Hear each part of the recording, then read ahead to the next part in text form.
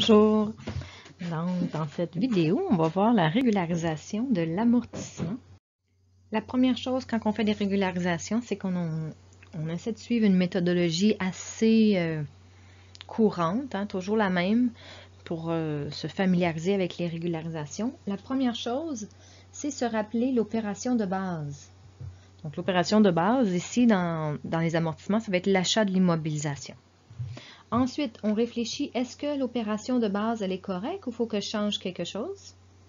Si je change quelque chose, je vais faire mon écriture de régularisation au journal général. Ensuite, je vais vérifier que ce que j'ai fait, de tout transférer ce que j'ai fait au journal général dans les états financiers. Donc, je vais faire les états financiers selon ce que je viens de faire au journal général. Et je vais vérifier que ce que j'ai réfléchi, c'est bien égal aux états financiers que je viens de faire qui présentent ce que je viens de faire au journal général. Le but de la comptabilité, c'est que les produits apparaissent dans la période dans laquelle le service est rendu ou le bien livré au client. Nous, ce qui nous concerne plus dans cet exemple-ci, c'est que la charge, ici on a notre état des résultats. Notre état des résultats doit respecter la comptabilité d'exercice. Dans l'état des résultats, on a les produits et les charges. Les charges, ils doivent être présentées dans quelle période de l'état des résultats, donc en 2021 ou en 2022, ou dans le mois d'octobre ou dans le mois de novembre, selon que notre état financier est mensuel ou annuel. Mais la charge, elle doit apparaître dans la période dans laquelle elle a participé à générer des revenus. Donc, toutes les charges aident à générer des revenus. Donc, elle doit apparaître dans la période qu'elle a participé à générer des revenus. Donc, si ce n'est pas le cas, on fait une régularisation. Donc, si on ne respecte pas la comptabilité des exercices, on fait une régularisation qui va corriger la situation pour qu'ensuite on respecte la comptabilité d'exercice. On va ajouter ou enlever une charge d'une période, puis peut-être l'ajouter ou en mettre une dans l'autre pour qu'on respecte toujours notre principe de base. On va voir juste des petites choses. Une immobilisation, c'est quoi? C'est un bien que l'entreprise possède, habituellement qui vaut plus de 500 $, puis qu'on utilise sur le long terme. Long terme, ça veut dire quoi? Long terme, c'est plus de 12 mois. Donc, on pourrait penser à une auto, un bâtiment, de l'équipement. Donc, je ne suis pas capable de dessiner un four, là. Un camion. Donc, souvent, on va appeler ça matériel roulant, là, tout ce que auto, camion. Donc, ça, c'est une immobilisation. Les immobilisations sont des choses que l'entreprise achète et qu'elle utilise souvent sur plus de 12 mois. Donc, on a vu qu'elle l'utilise sur plus de 12 mois. Souvent, elles aident à générer des revenus sur plus de 12 mois. Donc, j'achète un auto pour ma pizzeria. Elle m'aide à générer des revenus pendant plusieurs années. Donc, la charge qui doit apparaître dans la période où elle aide à générer des revenus, devrait elle aussi apparaître sur plusieurs années. Donc, c'est pour ça que sur presque toutes les immobilisations, on doit faire des régularisations, sauf le terrain. Je le dis tout de suite, on va peut-être le revoir tantôt. Mais le terrain, étant donné que c'est un bien qui ne perd jamais de valeur, on ne va pas répartir la charge. Donc, le principe d'amortissement, quand on dit on fait des amortissements, c'est quoi des amortissements?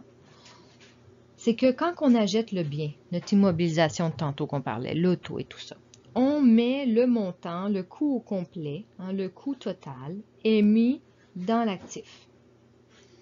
Donc, on vient mettre dans notre bilan que dans nos immobilisations, donc nos actifs long terme, qu'on possède un auto, du matériel roulant, d'une valeur de 40 000 peut-être. Mais on a un état des résultats.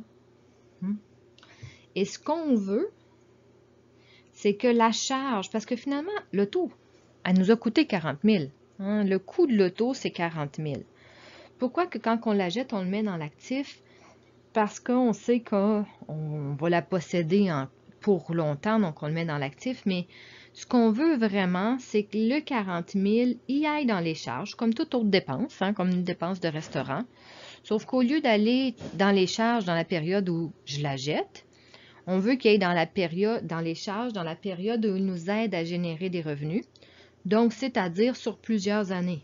Donc ce qu'on veut dans notre état des résultats, c'est dans l'année 1, l'année 2, l'année 3.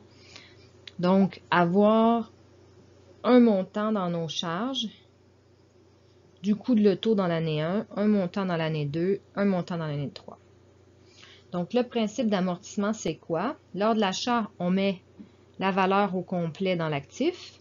Cependant, on veut répartir la charge sur les périodes où le bien aide l'entreprise à générer des revenus.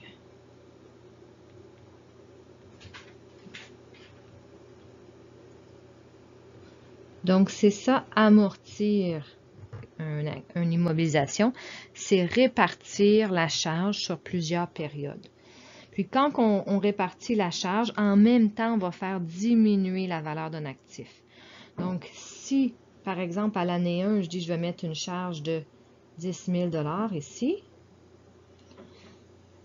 Donc, j'ai mis 10 $ cette année-là. Donc, j'enlève 10 000 $ ici parce que j'ai déjà mis 10 000 dans l'année 1. Donc, mon bilan à la fin de l'année 1,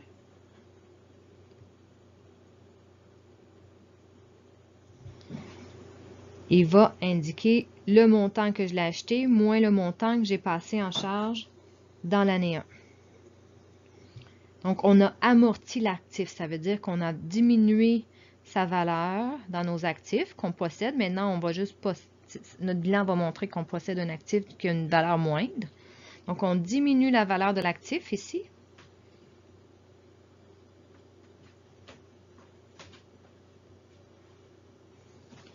Et on met une charge. On augmente une charge. Donc, c'est ça, amortir. C'est diminuer la valeur de l'actif et mettre un montant dans les charges. Et ça va se faire à chaque année. Donc, à l'année 2, on va mettre un montant. Ici, je vais remettre le même dans les charges. Et on va diminuer la valeur de l'actif. On reste toujours avec notre coût ici qu'on l'a acheté.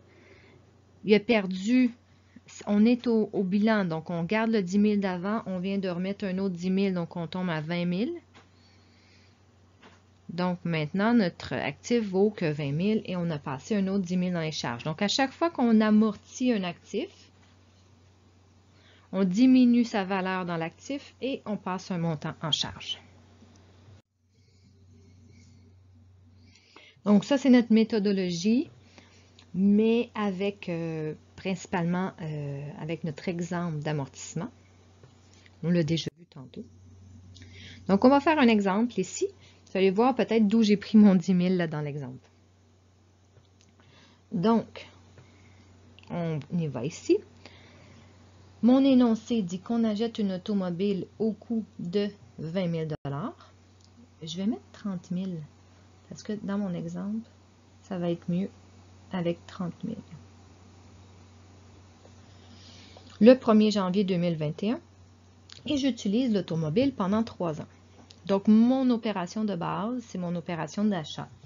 Quand je vais acheter mon immobilisation, je vais mettre dans mes actifs que j'ai acheté une automobile où je pourrais mettre matériel roulant au coût de 30 000. Je vais avoir des taxes à recevoir. Je n'ai pas séparé TPS, TVQ, mais on aurait pu.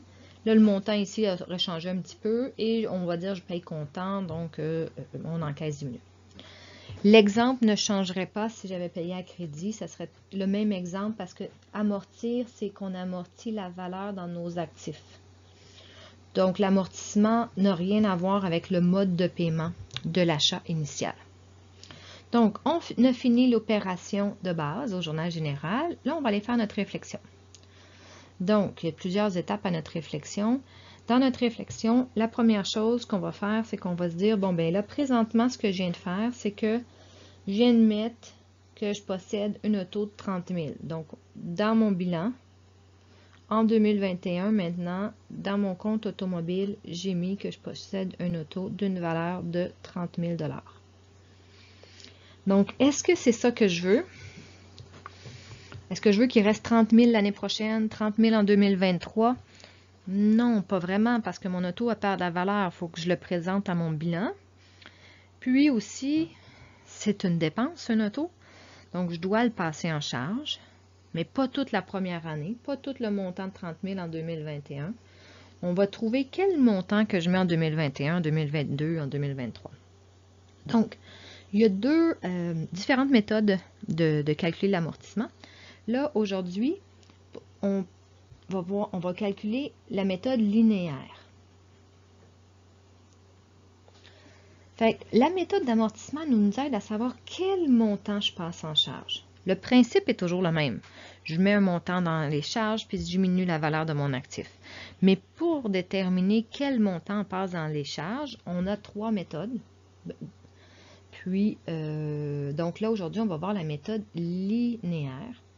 Donc, la méthode linéaire, on a besoin du coût initial, du coût d'achat, puis du temps d'utilisation, année qu'on pense utiliser notre actif. Ici, c'est 3 ans. Puis notre coût, c'était 30 000 $ ici. Donc, avec cette information-là, on va se faire un petit calcul, puis on dit le coût d'achat divisé par le nombre d'années que je pense l'utiliser va me donner combien je vais passer en charge par année. Donc, j'ai 30 000 $ à penser dans mes charges. J'ai 3 ans pour le passer, donc je vais mettre 10 000 $ de charges par année. Une fois que j'ai trouvé ce montant-là, ce montant-là, c'est mes charges annuelles. On pourrait aussi dire ma perte de valeur, parce que quand on passe un montant dans les charges, ça veut dire que notre immobilisation perd de la valeur. Donc, notre perte de valeur annuelle. Ce montant-là, c'est lui. C'est cette colonne-là. On fait notre calcul pour trouver ce qu'on met dans cette colonne-là. Donc, en 2021, je vais vouloir mettre 10 000 $ dans mes charges. En 2022, je vais vouloir mettre 10 000 $ dans mes charges. Et en 2023, 10 000. Donc, cette colonne-là aussi, c'est ma charge. La dernière colonne, c'est la valeur comptable. Donc, combien qui vaut mon actif au bilan. Sur la première ligne, j'ai inscrit ma date d'achat. Ici, c'est ma date d'achat. J'écris rien dans les deux premières colonnes et dans ma valeur comptable, j'ai inscrit le coût d'achat. Donc ici, on va changer pour le 30 000. Donc quand je l'ai acheté, mon actif, mon immobilisation valait 30 000 $. Maintenant, en 2021, il a perdu 10 000 $ de valeur. Donc ici, c'est amortissement. Amortissement, c'est la charge, mais cumulé. Ça veut dire depuis le début, depuis l'achat. Donc, combien que j'ai passé en charge depuis l'achat? Bien, je suis juste à la fin de ma première année, donc j'ai passé 10 000. Donc, combien vaut mon actif? Je l'ai payé 30 000. Depuis l'achat, j'ai passé 10 000, donc moins 10 000. Donc, maintenant, il vaut 10 000. 20 000, excusez-moi. Deuxième année, on passe 10 000 dans les charges, le montant que j'ai trouvé ici.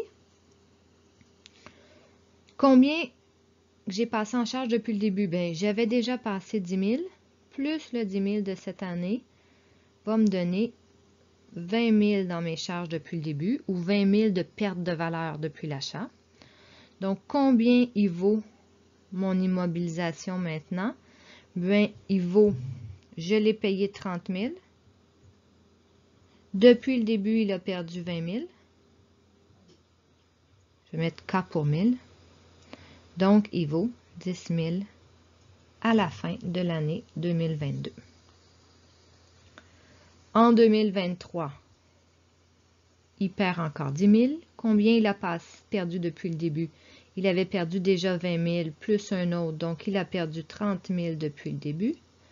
Combien il vaut maintenant? Je l'ai payé 30 000. Il a perdu 30 000, donc il vaut 0 à la fin de 2023. Donc, notre réflexion, c'était un petit peu long, mais elle est faite pour les 3 prochaines années. On fait notre tableau pour toutes les années. Fait que l'année prochaine, quand viendra le temps de faire les régularisations, on n'aura pas besoin de réfléchir. L'étape 2 va être déjà faite. On va directement pouvoir faire l'écriture au journal général. Donc, on va faire notre écriture au journal général. Oh, la réflexion, ok, je vais la terminer ici, là, dans la section 2. Si on ne fait pas de régularisation, on va avoir 0 charge en 2021, 0 en 2022, 0 en 2023. Qu'est-ce que je voudrais comme charge? Là, ici, c'est ma colonne amortissement dans mon tableau. Je voudrais 10 000 en 2021, 10 000 en 2022 et 10 000 en 2023. Donc, qu'est-ce qu'il va falloir que je fasse comme régule? Bien, pour passer de 0 à 10 000, il va falloir que j'ajoute 10 000 de charge en 2021. Même chose en 2022 et en 2023, la même chose. Le compte de bilan auto, on n'y touche pas. On va faire toutes nos régularisations dans le compte amortissement cumulé. Amortissement cumulé qui va représenter ce compte-ci, qui représente la perte de valeur depuis l'achat. Cumulé, donc depuis l'achat. Donc, dans mon compte auto va toujours rester à 30 000 parce que j'y touche pas. Donc, on est au bilan, j'ai rien à faire, le solde il reste là automatiquement.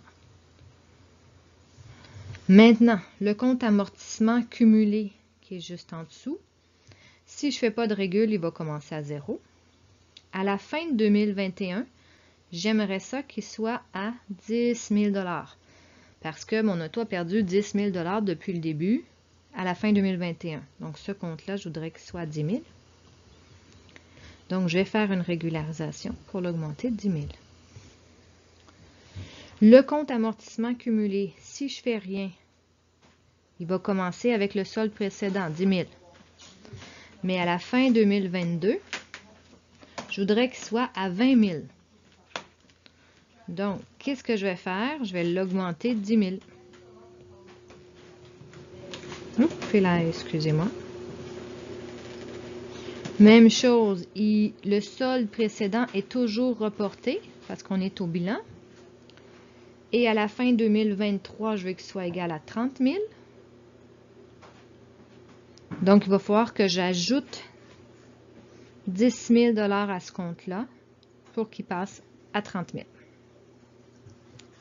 Donc, on a vraiment fini notre réflexion maintenant. On va aller dans le journal général, dans l'étape 3, ici.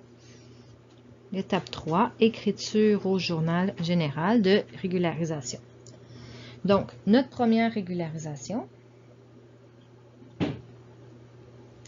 on va la faire à la fin de l'année 2021. Dans le compte amortissement,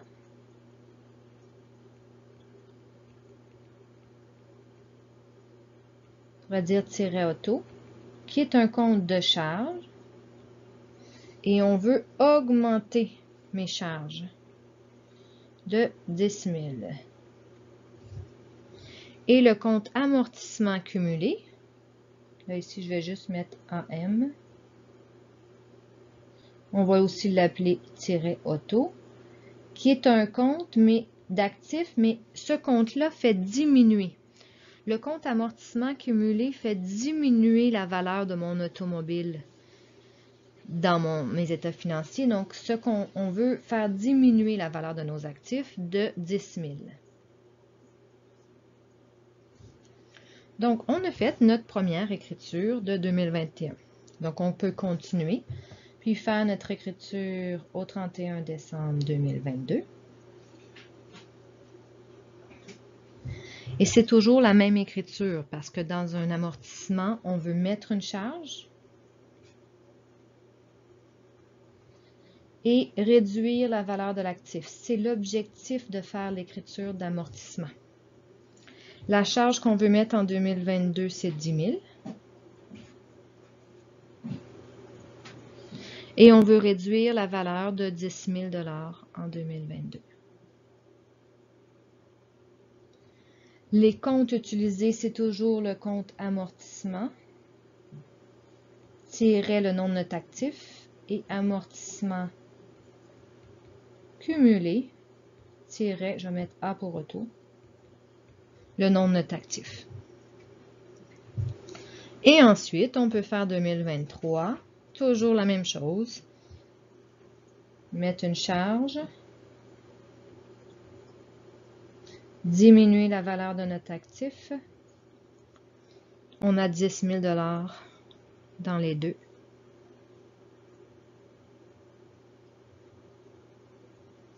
Dans le compte, notre compte de charge s'appelle amortissement-le nom de notre actif et notre compte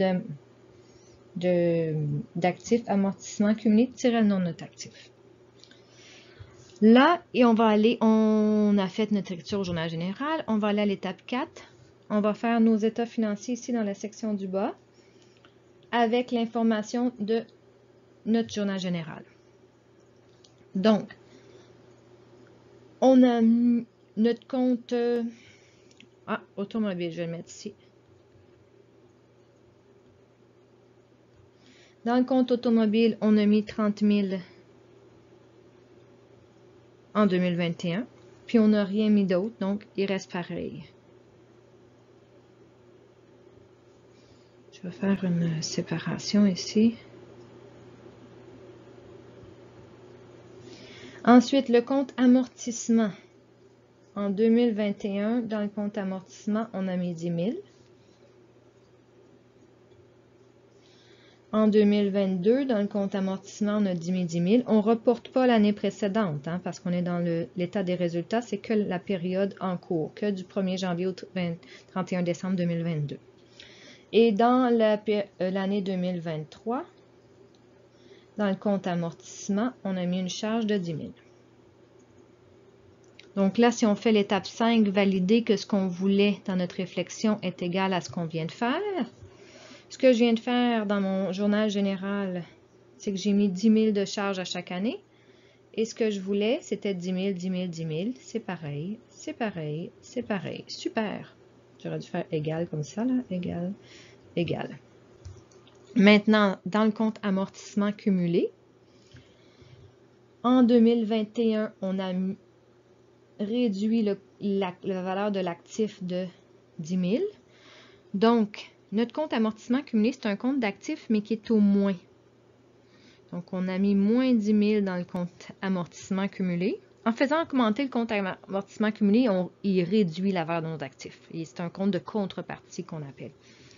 Donc, le solde de ma valeur de mon immobilisation, j'ai le 30 000 que j'ai toujours payé, moins le 10 000 du compte amortissement cumulé, ça va me donner 20 000. Mon compte amortissement cumulé en 2022, il part avec un solde de moins 10 000. Et je vais mettre ici, j'ai mis un autre moins 10 000. Moins 10 000.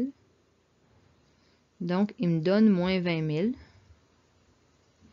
Je vais barrer ça pour qu'on se mélange. Donc, on a la valeur de coût payé de 30 000, moins notre compte amortissement cumulé à la fin 2022, moins 20 000, qui va me donner 10 000. Ici. Et même chose en 2023, on part avec le moins 20 000. On ajoute ici un autre moins 10 000. Donc, on va enlever moins 30 000 dans le compte amortissement cumulé et on va tomber à 0. Et ce qu'on voulait dans le compte amortissement cumulé, c'était 10, 20, 30 et on a bien 10, 20, 30. Donc, au plaisir de vous revoir dans une autre écriture de régularisation.